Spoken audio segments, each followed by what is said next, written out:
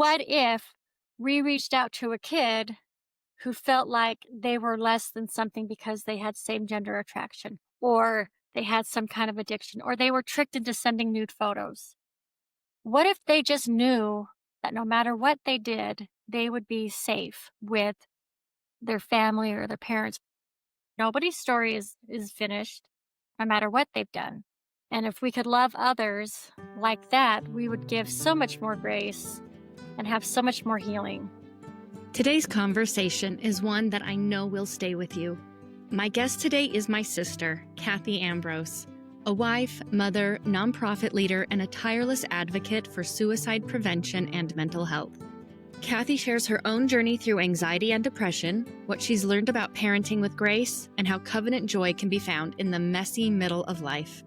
And before we dive in, I want to remind you about the Divine Worth Summit. This is a powerful gathering of women sharing messages of identity, hope, and faith in Jesus Christ. I'll be participating, and I'd love for you to join me there. You can find all the details through the link in the show notes. Hello, welcome to New and Everlasting, the podcast finding covenant joy in everyday living. I am your host, Amy Beck, and I am beyond excited for my guest today, Cathy Ambrose. I'm going to read the introduction she submitted to me because I found it just delightful. Cathy is very hesitant on writing her introduction because Amy can call her out. Cathy loves her baby sis, Amy, and remembers the announcement over the yellow kitchen wall phone with the 30-foot cord that it was a girl as one of the happiest moments of her 10 years of life. Cathy grew up too soon and left Missouri to attend BYU, leaving her 8-year-old Amy behind. Cathy thought she would easily get the hang of adulting, but is realizing she has a long way to go. Through all her ups and downs, she has always held on to Jesus, knowing he is the best friend she can have and her best bet. Cathy met Rick, her husband of 32 years at BYU. He gave her a rock and is her rock. Cathy has 3 adult children, all are in college, 2 on the autism spectrum, 1 boy, 1 married, and 1 living in Michigan. Cathy is a part-time student finishing up what she started at BYU 36 years ago. The executive director of Hope for Orem, a nonprofit 501c3 that promotes suicide awareness by providing local grants to public schools and local suicide prevention initiatives, scholarships, and holding community outreach events. She's currently serving as the club president for the Orem Linden Rotary Club, which is celebrating 50 years of service this year. So remarkable and well-written. Brava. Did we point out that we're wearing matching shirts? Oh, yes, I was going to point that out. We did not plan this, but Cathy in her olive and me in my navy are twinning it, and that was absolutely not planned. It's a sister thing, yeah. It's a sister thing. I know you had a big event on Monday. Was that Hope for Orem? Yes, that was Hope for Orem's annual mental wellness fair, where we bring in a keynote who will speak either a personal or professional experience of suicide prevention, and then we get about 20 they're not really vendors because I don't let them sell during my event, but service providers, organizations that are invested in mental wellness too. And so it's kind of a one-stop shop experience. And we also bring in face painters and balloon artists and snow cone machine guy, and Cosmo was there, and we had Beauty and the Beast. We wanted to make talking about mental health a safe place and a fun place. So we make it a family fun event, and everything's free. And I'm really grateful that I have a sponsor who can fund all this wonderful stuff. So I think it's our 6th year. That is remarkable and such a valuable asset to your community. Yes, thank you. It's really hard to get feedback on how successful something is. But I usually, and this is the tender mercy, I get at least one person saying, so-and-so or I or my family, we were looking for resources and we found them tonight so they can take action. And to me, that's worth the whole, 9 months of planning. I say all the blood, sweat, tears. It's such a lonely place to be. If you're struggling with it, a loved one is struggling with it. Right. Where do you turn? And where do you feel safe? How did you get involved with Hope for Orem? The president and founder of Hope for Orem, her name is Janice Lindley, and she went back to school when her youngest child started school. So she went back to finish her degree, and it was in public health, and she had to do an internship. So she interned with Hope for Utah, which is not the same as Hope for Orem, but we work together a lot. But they have the curriculum that does the Hope Squads in a lot of the schools. And she asked them at the end of her internship, what do they need the most help with? And they told her a few things, and she says, I can do that. I can help that way. So she started Hope for Orem and held a big event at the local high school. It invited news media and mental health professionals and all these people to come to talk about the problem of suicide in Utah County, which has had a significant problem. And afterwards, they did a Q&A, and they had somebody representing LGBTQ. They had somebody representing this and that and the other. And during the Q&A, I raised my hand and I said, what about kids on the autism spectrum? They're at a higher risk than their peers, and the warning signs are they're normal. And she said, I don't know. This is on the mic on the stage. She says, I don't know. You should be our autism representative. Come on down. And I was like, peer pressure. So I went down to the stage and met Janice Lindley, and then she started another charity called Bridle Up Hope in Mapleton. She did a franchise from the one in Alpine. And she said, I'm too busy to run this. I think you could run it. Would you run it? And I said, absolutely. So that's what I've been doing, and it's been a blessing. And I know my whole life I've been preparing for this role, because I was PTA president 3 times, council president once, and I'm like, oh, I know how to work. I know how to work and organize and do things and not make money from it. I'm really good at that. So, That got me to thinking, you just had your big annual event, but what if people want help or information or resources right now? Where would you direct them? I would probably send them to the website Hope number 4 Utah, the number 4 Hope for Utah, and they have a resource page, and they have lists of places you can turn to. Outside of the state of Utah, what resources are you familiar with? There's NAMI, which is the National Alliance for Mental Health. There is AFSP, American Foundation for Suicide Prevention. There's a lot of resources out there. There's people just never need them until something really bad happens, and then they don't know where to go. Some people go to religious leaders, which is fine for my faith. All the bishops are lay bishops, but not all of them have mental health training. So that one's kind of hard. I know most pastors do. That's part of becoming a pastor. So that sometimes backfires. I'm not saying you can't go to your religious leader for mental health, but I would be cautious about solely going to a bishop for mental health, because there are other people who have degrees and have a bigger umbrella of experience in treating that. Yeah, and the number one thing I would do is just talk to somebody. Sometimes that's all people need, is to be heard. Start there and see what doors open for you.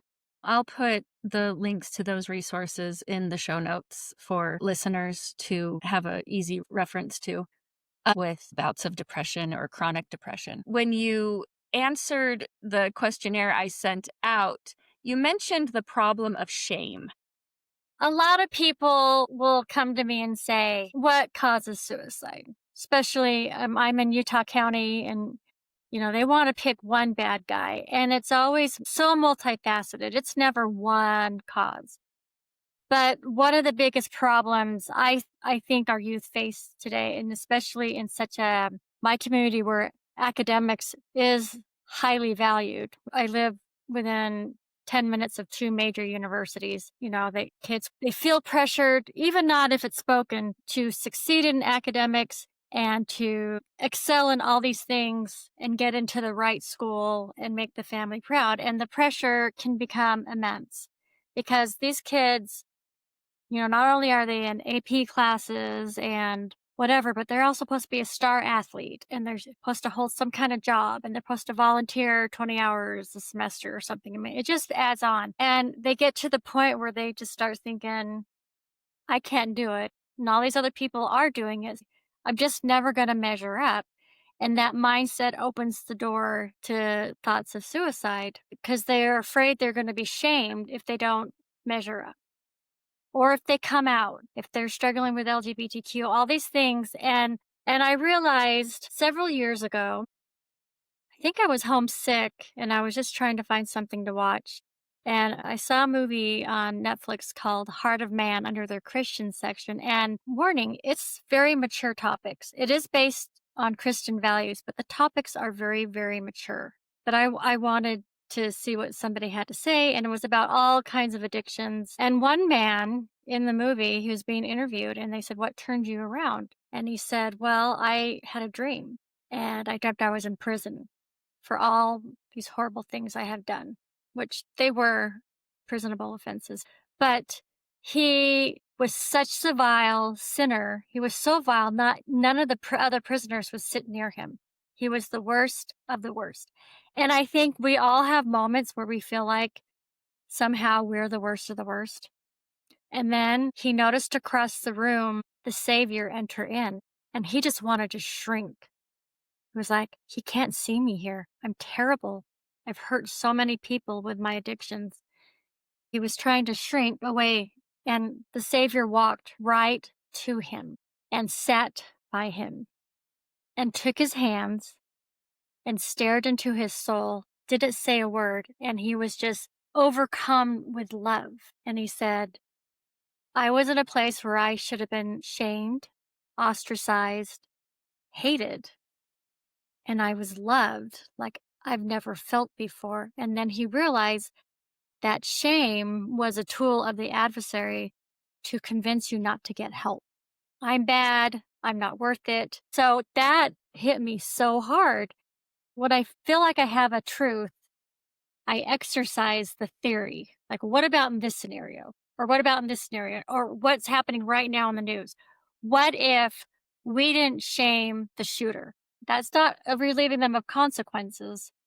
But what if we reached out to a kid who felt like they were less than something because they had same gender attraction, or they had some kind of addiction, or they were tricked into sending nude photos? What if they just knew that no matter what they did, they would be safe with their family or their parents? It wouldn't be shame. And so the more I tested out that theory, the more it ran out 100%. Nobody's story is finished, no matter what they've done. And if we could love others like that, we would give so much more grace and have so much more healing. So that's the problem of shame. Young kids that don't have the experiences they need to deal with adult things that we shove in their face all the time. I'm certified to do some suicide prevention classes, and I did a training, and a woman in the comment time said, we just need to teach these kids never to make a choice that could ruin their name forever. We just have to tell them that. And her heart, it was true, because she was trying to avoid, like they were talking about a boy who had sent nude photos, and when the perpetrator was going to blackmail him, he killed himself because he just didn't see how anybody could love him, that he did this big mistake. And so she's like, yeah, we just have to teach him not to make these big mistakes. And I said, this is true, we should. And then when they do, because they're teenagers with a half-developed brain, they should have already learned that you are the safe person. It doesn't matter what they did, how heinous it was, or even innocent or a miscommunication, that they safely can come to you to navigate it, even with consequences. So that's the problem of shame, is we have not gotten over, the image of sin, that we can't help somebody. I don't know. A lot of what you're saying resonates with me because I did go to high school in Utah County. It was a long time ago, but that academic pressure and that, especially when you go to church on Sunday and they say, develop your talents. And then it somehow that turns into everybody feeling like they have to be the best at. They all have to be the gold medal. And if you're not, then you're just your value is diminished. In my high school, in fact, when it was being built at some time, it was being considered exclusively for students who are college bound.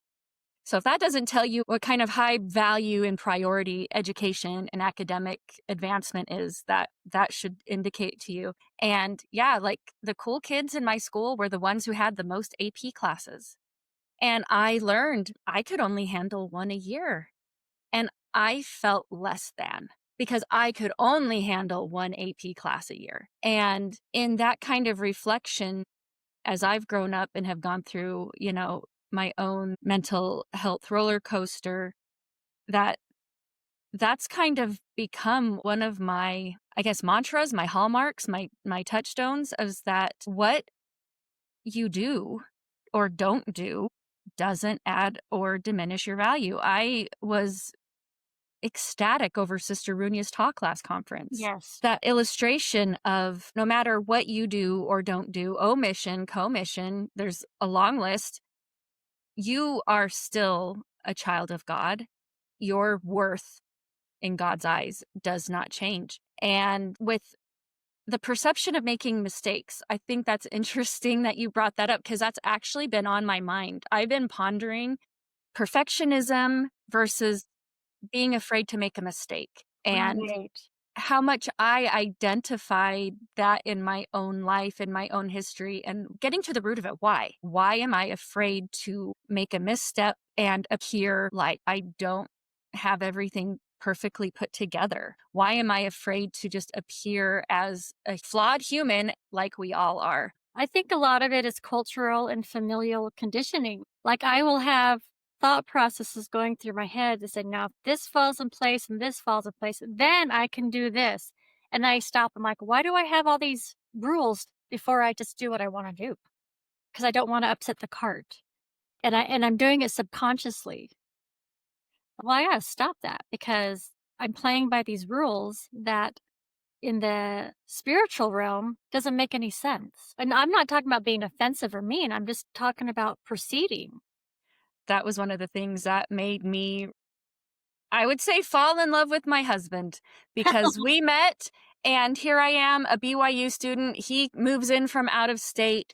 And when I realized how I performed academically didn't make a lick of difference on how he felt about me, I didn't realize how much that burden weighed me down until he lifted it. Right.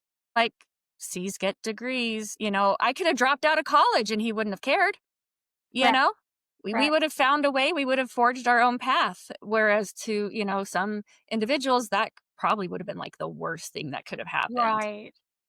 And you have to point out that you had a grandfather who taught at the University of Utah in optical physics and then went on to NASA to do missile guidance and infrared technologies. Another grandpa who taught at BYU, who taught anatomy and physiology, and his father was the president of Dixie College. So academics is huge in our family. But if you're like me, I feel like I missed some of those genius genes. Yes, neither one of us are, renowned scientists. Right. If, that wasn't evident But we at also this have point. the artist side. So I think the creative part of us is Yes. what we inherited. But yeah, and it's not all bad. So I grew up in Missouri. Amy grew up in Utah because we're 10 years apart. And I have friends who, in the culture I lived in Missouri, it was a great honor to be engaged at high school graduation. That was your next step. College was not in there for a lot of these girls, but a lot of those girls are now divorced. And I was talking to my friend and said, well, I'm just trying to relate to you. Why was it high school marriage? And she goes, that's what it was. Nobody talked about college with me. I was good to get married. And she said, why didn't you? And I was like, well, because I was a little bit of a freak. Because it was always the dialogue in our home was college, which is great because I think 18 years old is kind of young to be committed. How old were you? 19 when you got When I got married, Yeah. it was a month after I turned 20. Okay, so you had independence. You had left the nest. Yeah, that just kind of blew my mind that that was why these girls were doing it. Before we hit record, you had mentioned an experience where you learned how your depression was actually a blessing in your life. Right. And I think that might be helpful for listeners who also struggle. I was always an anxious child. I was number 3 and we were really close together, like 3 kids 2 years apart, not twins, just tender mercies. But I was always very anxious, and I'm also a serious observer, so I internalize things I see. Anyway, so I always was anxious, but going away to school was my first real mental health crisis, and it didn't make sense. It was my second year of college, and it got so bad, the anxiety got so bad, and when I get anxiety, it quickly morphs into anxiety and depression, and I didn't even know what these things were, No right? one talked about it back then. 1989, 1990, it was really not. So it was really bad to the point where I withdrew in a semester. And now when I look back, I'm like, wow, I was just 3 weeks from finishing that semester. But at the time, I couldn't see how I could do it. And then on my mission was the next big, big problem where I just broke. And part of that was my mission. Nobody was getting their visas and everybody the plan changed every day. Like today, maybe we'll put you in the call center. And then the next day was like, maybe we'll send you all to Ogden for temporary mission calls. And it just changed every day. And we were in the MTC a couple of weeks longer than we should have been.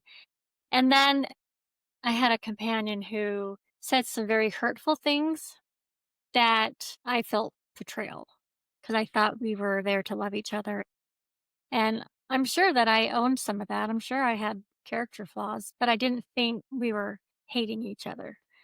And so I cracked and had a serious major depression there. But it made my husband happy because he was waiting for me and I was eventually released. Anyway, during COVID, I had another depression. All the lockdowns, it was stressful for a lot of people. And there were a lot of things going on. Had a child getting married, had a child who, with his autism, I didn't know what he would become. And so I was just praying, pleading with the Father to lift this burden. I'm like, I've done this too many times.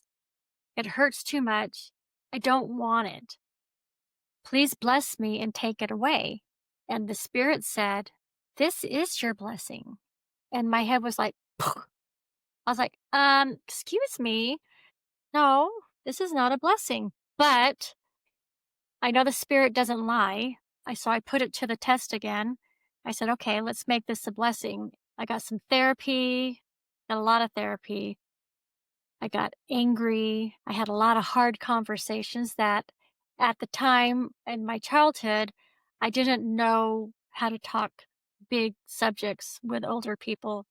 And it wasn't for vengeance or retribution, but it was to put it in a place instead of just letting it live up here. So, and it was a blessing. And now I look back and I'm like, I'm tough. I did some tough, hard stuff and I'm came through it and I'm better for it. I have more grace for people. I have more mercy for people. And I'm not afraid of these hard things that I guess at the time I thought were the end of the world. If you talked about these hard, intimate, really stressful situations. Because life is messy. You're going to have them, but I never felt like I had permission to experience them. I think those paradoxical answers that we sometimes get are definitely a step of the journey to realign our thoughts with something perceived as negative, detrimental, a roadblock, to really see how it is a stepping stone, it is a bridge. And I think that's half the battle that we face. Right. One of the biggest things that changed my life as a parent, I was just parenting like was modeled to me, and what I saw the other parents doing was kind of micromanaging their children's education. Like they were always on the whatever app was that showed what assignments had been turned in. And they were always talking about, well, he didn't turn that in, and texting their kids and calling their kids and calling them out on it. Why didn't you do this? Why didn't you do that? And I was going down that same road. And then a principal at my son's junior high challenged all the parents to read a book called Mindset by Carol Dweck, Dweck. And I was up for the challenge, and you got a free book out of it. So I read it, and it was a complete 180 to how I was raised and expected to perform in school. And it showed me that real school, real life, real education is the experience. Not saying the facts you learn don't matter, but it's the experience and it's the traits you glean from interacting with other humans and from overcoming something that's hard. So if my son, who was on the spectrum, would come home and be like, I didn't do well in class at all, I would say, tell me one thing that you learned. It doesn't even have to be about the subject. And he would say, well, I really liked the new poster my teacher put up. It really made the room bright. So we focused on that because that was a growing experience that he could find something positive in the classroom that he was struggling in. And so mindset is the kind of a growth thinking thing where your academics don't define you, but how you deal with failure and how you learn from failure and become more because of failure, which is much more healthy. And so I stopped the Skyward app. I stopped looking at their grades because I was telling them I didn't trust them to do schoolwork. And I started more of the you went to school and you tried something hard. That's great, and for all my kids. And school became a very positive, happy experience. And in college also, my son struggled his first year at college. He just wasn't ready for it. He didn't understand how college was different from high school. And he flunked out and he said, I'm just too dumb for school. I'm not a smart kid. And well, that's not true. School's just not set up for how you think. So we worked through that and did some other things. He did a 2 transformation, which took all the mental reserves he had. He came home and checked out for like a year, but he did it. And it was his choice. I never made him. It was his choice. He wanted to serve a mission. And then he went back and he did BYU pathways. And he got A's in everything. And he was like, well, that wasn't too bad. I did okay. Maybe I'm not dumb. And I'm like, you're not dumb.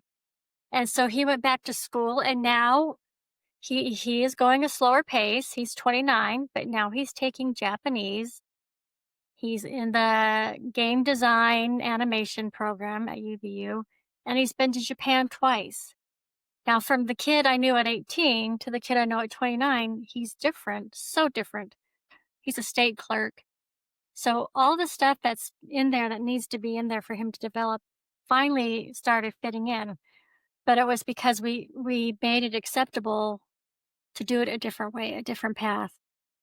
Something that I also recognize in myself, and as you just shared in his story, time. We put these time restrictions on ourselves. Like when I was in high school, for some reason, I had this imaginary deadline that I'd given myself that if I hadn't, mastered X, Y, and Z by the time I graduated high school, well, then the rest of my life was already off course. I don't know where that came from. And the element of time, like for your son, okay, so going to college right out of high school wasn't right for him. And that's fine. I have a niece here in Idaho who's had certain health issues. She should have, air quotes, graduated in 24, and she's still finishing up her high school credits. And that's just the pace she needs to go at.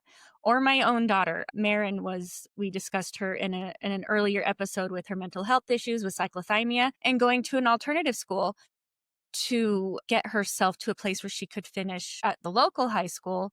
To a lot of people, that would be shameful. You had to divert on a different course, or you had to divert on a different timeline. Why on earth is that shameful? What is wrong with that? I mean, a time and season for everything. You don't want to have failure to launch where you never get there. Right. But it doesn't have to look like everybody's path. Right. And it really shouldn't. And that's where mercy falls into place. where we can stop being so rigid in whatever, I don't know if it's our culture or if it's family or if it's religion or a mix of all that, but we tend to bring shame to those who don't fit in. But if we just had mercy and said, "Hey, we all qualify for some level of grace because we're God's children." So that's not just God's job, that's our job. Do you remember when you took me to Marie Callender's for pie when I didn't get into the elementary ed program? No, but it sounds like something I would Oh do. my goodness. Well, mom was a teacher. I'll be a teacher. I didn't know what I wanted to be when I grew Right. up. In fact, I don't know what I want to Me be when too, I grow yeah.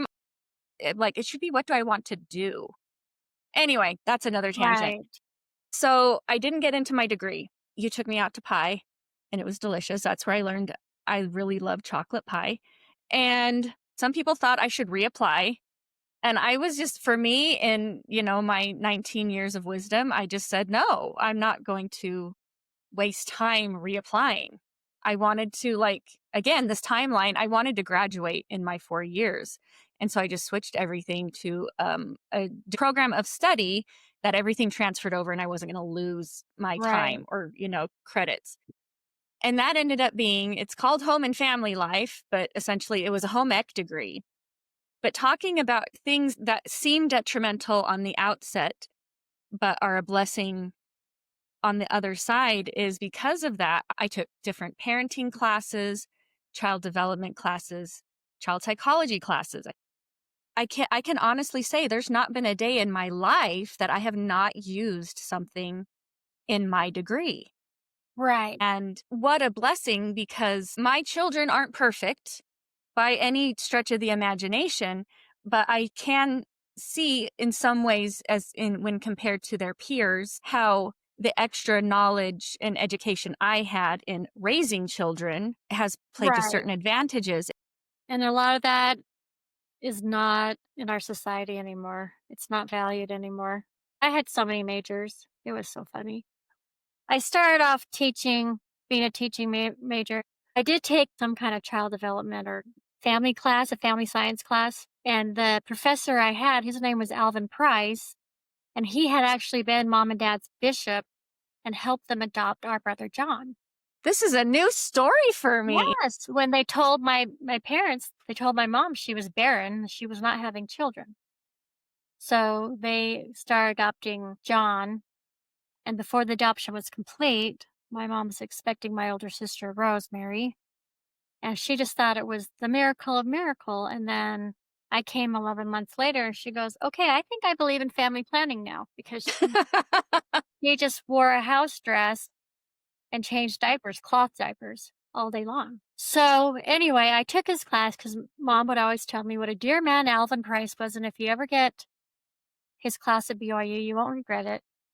And I love that class. He had done missions to orphans in Romania, and it kind of scarred him because he just saw terrible things. But he was still a fantastic teacher, a professor. And one of the things in class he said was they were talking to like the four types of parenting style. Hmm. And he said, "Now, how many of you think that the parenting style where you make your kids go to church and you make your kids do their homework and you make your kids and you make your kids is the right way to go?"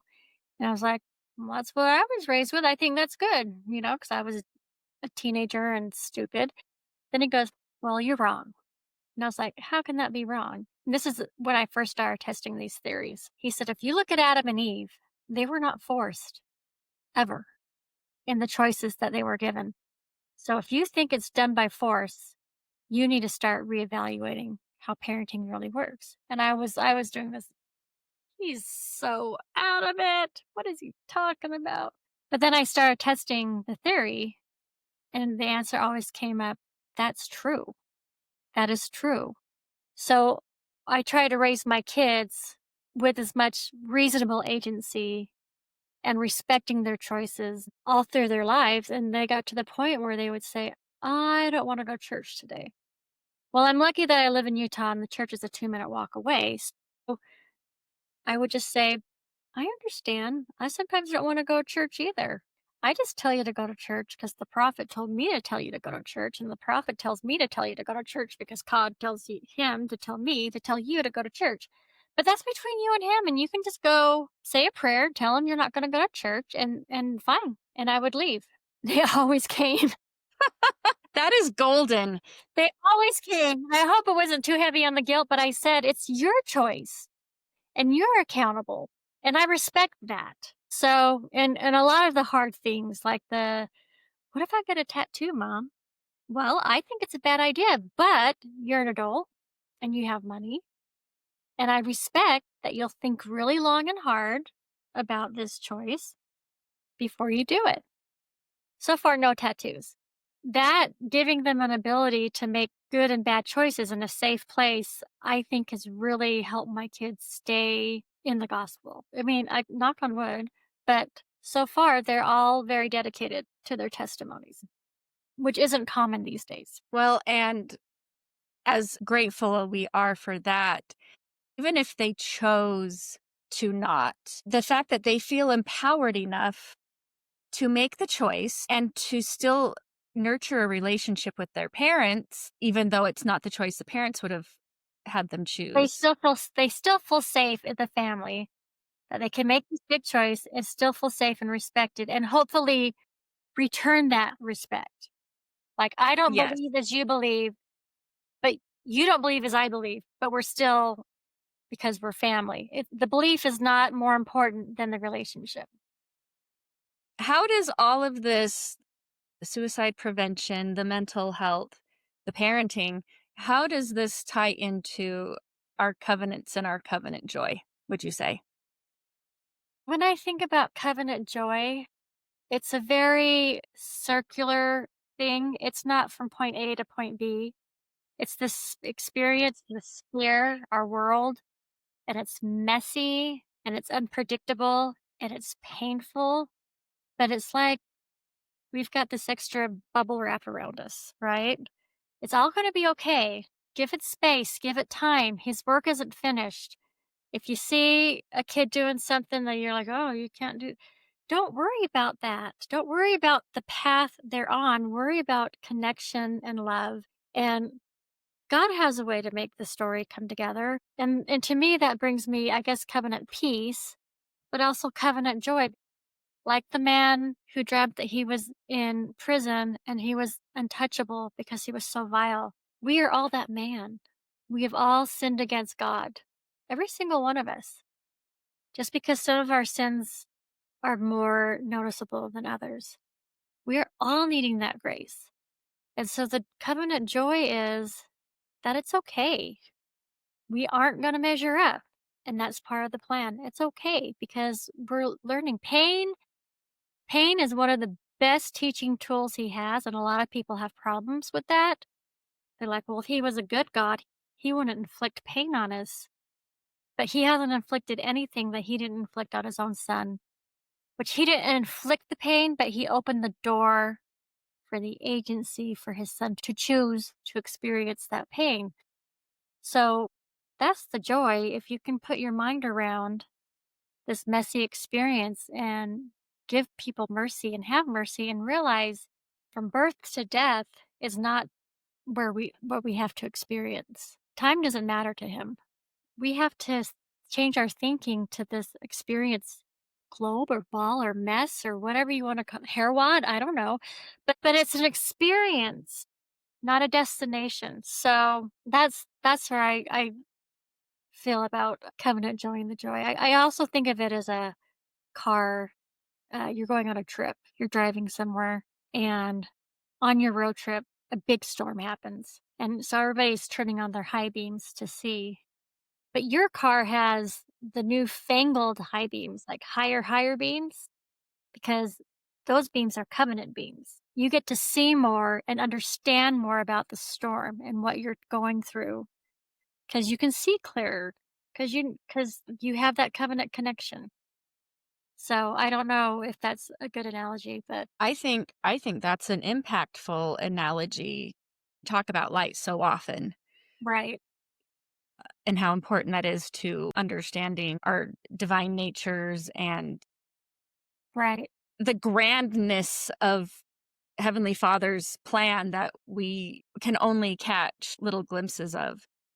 As you were talking about your point A to point B, I was thinking about, well, everything that happened before point A and everything that's going to happen after point B. And I thought of President Nelson's Think Celestial. If you're looking at all of it, like how time doesn't really matter to Heavenly Father, and how through grace, the atonement, and just his goodness, everything is made right. And he can even take things that go wrong and make them things that help us, that benefit us. It's the beauty for ashes. He can turn Right. the awful into something beautiful. Right. And I also thought of President Nelson's, we can have joy despite our circumstances because it's about our focus. Right. Right. And the focus outside of yourself is much more rewarding than if you get stuck in here. And I want to say that mental health and mental wellness, some people are stuck in there for a lifetime. And it's really brain illness. If you struggle with mental health and it's a constant struggle, you need to know that it's more than your cuckoo or whatever. It's a physical thing. And there are things that you can do medically, medicinally, therapeutically, and with your own mindset to work with that. And God knows, and He has grace, a lot of grace for people who struggle with mental health. It still has some stigma. It's getting better. But if you are in crisis, there's the National Suicide Helpline, Lifeline. It's a text or call 988. A lot of people are afraid to do that, but it is anonymous. The first thing they do is kind of a mental triage to make sure you're not in danger right then and there. When you call 988, it goes to your local area. You're not going to talk to somebody in New York City. You're going to talk to somebody in Idaho. It gets fed to people near you who know a little bit more about your culture. Give yourself grace for mental illness. Try to find humor in it. Sometimes that's fun. But I just want people to know that the people who make you feel safe, those are people who follow Christ. Thank you for joining me today on New and Everlasting. I'm so grateful to Cathy for her honesty, her faith, and her willingness to share such tender experiences. Her reminder that our worth isn't defined by shame, grades, or mistakes, but by the grace of Jesus Christ is one I hope we all carry forward. Don't forget, the Divine Worth Summit is coming soon, and I'd love for you to be part of it. It's a beautiful chance to deepen your own sense of divine identity and connect with women seeking covenant joy together. Check the show notes for your invitation. If this episode touched you, please subscribe, share it with a friend, and leave a review. Every share helps spread the message of covenant joy to more hearts. Until next time, remember, you are loved, you are known, and your worth is eternal. God is good All the time. all the time. God is good.